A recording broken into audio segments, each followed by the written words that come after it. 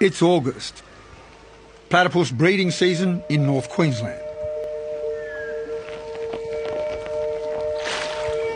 And this male is on the hunt. He lives much as his ancestors did 63 million years ago, when the first members of the monotreme family appeared. He scours the stream for shrimp, worms and insect larvae.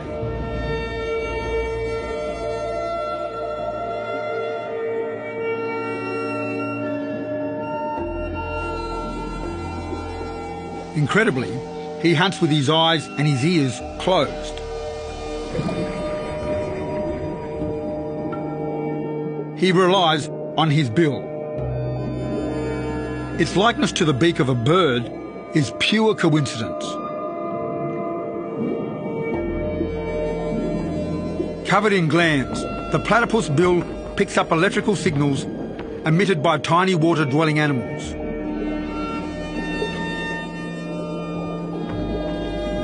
Called electroreception, it's found in fish, like sharks, but evolved independently in the platypus.